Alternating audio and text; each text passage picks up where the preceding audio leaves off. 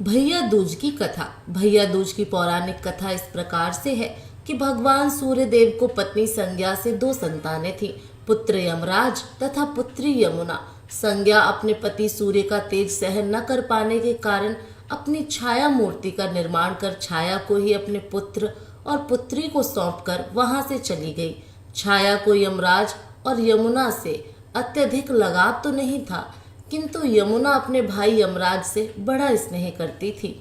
यमुना अपने भाई यमराज के यहाँ प्राय जाती और उनके सुख दुख की बातें पूछा करती तथा यमुना यमराज को अपने घर पर आने के लिए भी आमंत्रित करती, किंतु व्यस्तता तथा अत्यधिक दायित्व के कारण यमराज उसके घर न जा पाते थे। एक बार कार्तिक शुक्ल द्वितीया को यमराज अपनी बहन यमुना के घर अचानक जा पहुंचे। बहन के घर जाते समय यमराज ने नरक में निवास करने वाले जीवों को मुक्त कर दिया। बहन यमुना ने अपने सहोदर भाई का बड़ा आदर सत्कार किया, विविध व्यंजन बनाकर उन्हें भोजन कराया तथा भाल पर तिलक लगाया। जब यमराज वहां से चलने लगे तब उन्होंने यमुना से कोई भी मनोवांछित वर मांगने का अनुरोध किया।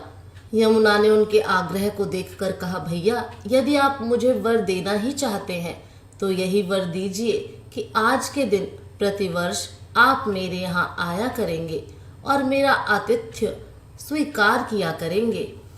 इसी प्रकार जो भाई अपनी बहन के घर जाकर उसका आतिथ्य स्वीकार करे तथा इस दिन जो बहन अपने भाई को टीका करके भोजन खिलाए उसे आपका भय न रहे।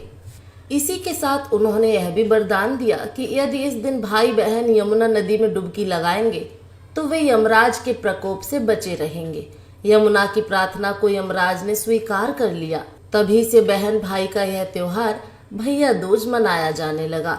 भैया दूज त्योहार का मुख्य उद्देश्य भाई बहन के मध्य सद्भावना तथा एक दूसरे के प्रति निष्कपट प्रेम को प्रोत्साहित करता है। भैया दूज के दिन ही 5 दिनों तक चलने वाले दीपावली उत्सव का समापन भी हो जाता है।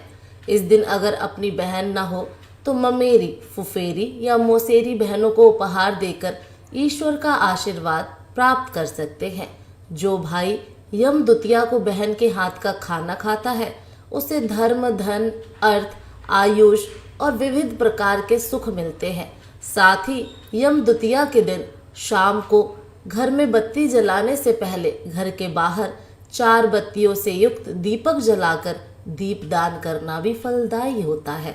भैया दूज के पवित्र पर्व का प्रमुख लक्ष्य भाई बहन के पावन संबंध तथा प्रेम भाव की स्थापना करना है। भैया दूज के दिन बहनें अपने भाई को तिलक लगाकर उनके स्वस्थ तथा दीर्घायु होने की मंगल कामना करती हैं। भैया दूज के दिन बहन को भाई को भोजन कराकर तिलक लगाकर गोला देना चाहिए। इस दिन भाई को भोजन में चावल खिलाने चाहिए। इस दिन भाई का बहन के घर भोजन करने का विशेष महत्व है, चाहे बहन चचेरी, ममेरी या धर्म की ही क्यों ना हो। भाई को भोजन आदि के पश्चात बहन से तिलक करवाकर बहनों को वस्त्राभूषण आदि उपहार स्वरूप देना चाहिए। भैया दूज की अन्य कहानी। एक बहन के 7 भाई थे। वह बहन अपने 7 भाइयों को बहुत प्यारी थी। बहन अपने पीहर आई हुई थी। बहन के ससुराल में उसका पति अपने माँ बाप का इकलौता बेटा था, जिसके होने पर की गई मनौतियों को पूरा न करने से देवता अप्रसन्न थे। क्रुद्ध होकर देवताओं ने पुत्र तथा पुत्र वधू यानी उस बहन को मार डालने का निर्णय किया। उस बहन को किसी तरह इसका पता चल गया। उसने भावी जीवन में आने वाले दुखों की कल्पना करके उपचार के तरीके सोचकर अपने भाइयों से ससुराल जाने की जिद की, लेकिन 7 भाई अपनी बहन को बिना बुलाए ससुराल नहीं भेजना चाहते थे। पर बहन के न मानने पर भाइयों ने बहन की डोली सजाकर भेज दी। बहन ने अपने पास दूध, मांस तथा ओढ़नी रख दी। थोड़ी दूर जाने पर देवताओं के प्रकोप से डोली का रास्ता सांप ने रोक लिया। बहन तुरंत दूध सांप के सामने रखकर आगे बढ़ गई। थोड़ी दूर और आगे जाने पर उस पर शेर झपटा तो उसने शेर की तरफ मांस फेंक दिया। शेर मांस में रुचि लेने लगा और कहा डोली लेकर आगे बढ़ने लगे। रास्ते में यमुना जी थी। ज्यों ही कहा डोली को यमुना से पार करने लगे। यमुना ऊंची लहरें उठाकर डोली को आत्मसात करने लगी। बहन ने ओढ़नी समर्पित कर यमुना की लहरों को शांत कर दिया। नववधू को बिना बुलाए घर पधारी पाकर ससुराल वाले आश्चर्य में पड़ गए। बहन ने आदेश दिया कि उसके गृह प्रवेश के लिए घर के पिछवाड़े में फूलों का दरवाजा बनवाया जाए। दरवाजा बनाया गया। ज्यों ही बहन दरवाजा पार करने लगी, द्वार उस पर गिर पड़ा। फूलों का द्वार होने के कारण बहन को चोट ना आ पाई। घर में प्रवेश करके उस बहन ने सबसे पहले स्वयं खाना खाने का हठ किया। जब वह खाना खाने लगी तो खाने में सुच्चा कांटा मिला, जिसको उसने डिबिया में सहेज लिया। शाम को घूमने का समय आया तो सबसे पहले उस बहन ने ही जूता पहना। जूते में काला बिच्छू था, उसने वह भी उसी डिबिया में सहेज कर रख लिया। रात हुई तो उसने फिर जिद की कि पहले मैं ही सोऊंगी। बहू का हर काम के लिए पहला करना ससुराल में किसी को अच्छा नहीं लग रहा था, पर परिस्थिति वश सब हो रहा था। सोने के कमरे में उसे काला नाग मिला, उसने उसे भी मारकर सहेज लिया।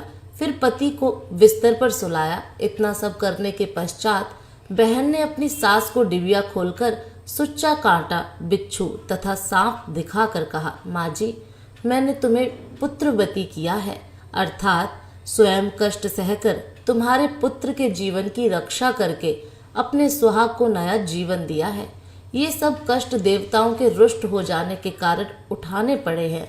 अब आप भविष्य में कभी मनौती मानकर पूरा करना न भूलना। इतना कहकर 7 भाइयों की परम प्यारी बहन भाइयों को ससुराल बुलाकर उनके साथ पीहर लौट गई और सास ने देवी देवताओं का पूजन करके अपने पुत्र के जीवन के लिए कही गई मनौती को पूर्ण किया और बहू के अपने भाइयों के प्रति भाई बहन के प्रेम की प्रशंसा कर उनके सुखी होने का उन्हें आशीष दिया कि भाई बहन के प्रेम को सर्वदा बनाए रखना।